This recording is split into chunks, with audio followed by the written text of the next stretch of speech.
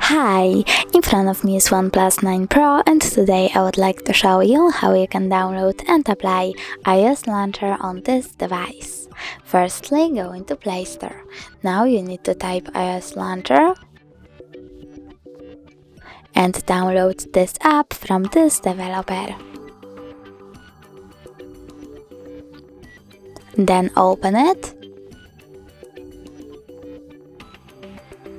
Click while using the app, then Allow, and tap Home button. Over here, click on iOS Launcher and select Always. Then click Got it, and as you can see, Apple layout was successfully applied on my device.